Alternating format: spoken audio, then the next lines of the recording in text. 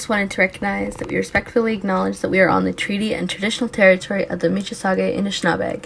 We offer our gratitude to the First Peoples for their care and teachings about our earth. May we honor these teachings.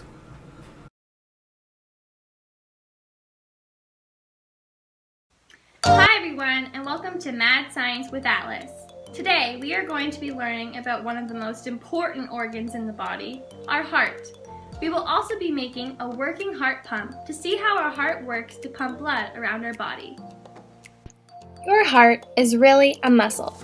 It's located a little to the left of the middle of your chest, and it's about the size of your fist. There are lots of muscles all over your body, in your arms, in your legs, but the heart muscle is special. The heart sends blood around your body. The blood provides your body with the oxygen and nutrients it needs, and it also carries away waste.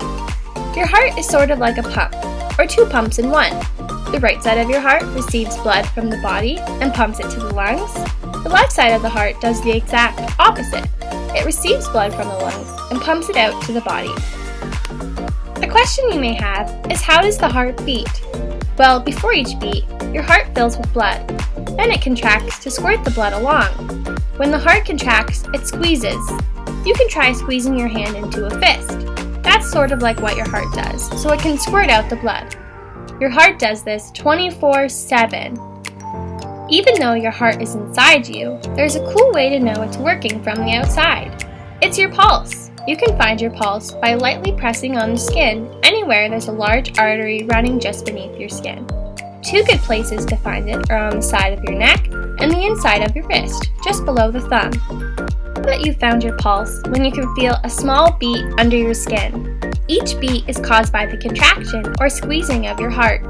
If you want to find out what your heart rate is, use a watch with the second hand and count how many beats you feel in 1 minute. When you're resting, you will probably feel between 70 and 100 beats per minute. When you run around a lot, your body needs a lot more oxygen-filled blood. Your heart pumps faster to supply the oxygen-filled blood that your body needs. You may even feel your heart pounding in your chest. Try running in place or jumping rope for a few minutes and taking your pulse again. Now how many beats do you count in 1 minute? It should be more than what you counted at rest because your heart is working harder and faster.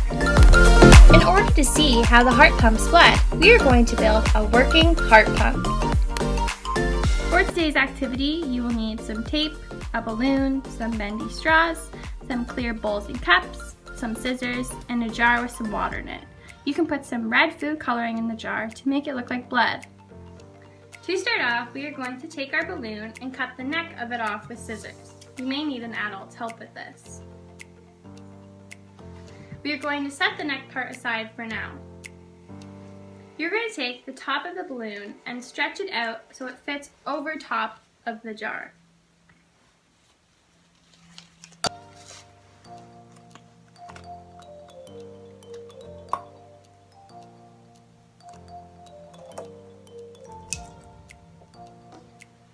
You want to make sure that the balloon is flat as possible on the top.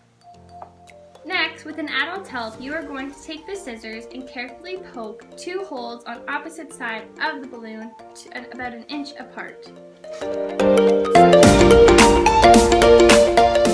Next, you're going to take your straws and fit the long end of the straw into the two holes. Make sure that the straw is in there tightly so that no air can get out.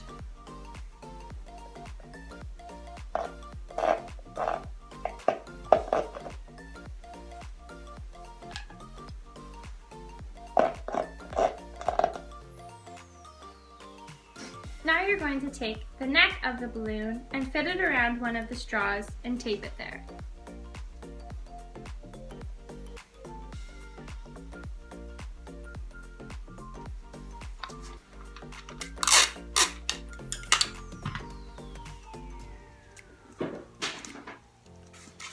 Now you're going to take your pump with your two straws and place it between cups or bowls.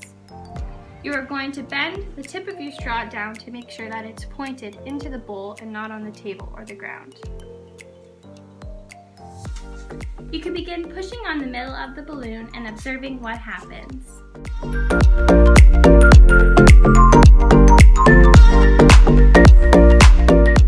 The cut end of the balloon works as a valve to stop the water from going back down the straw.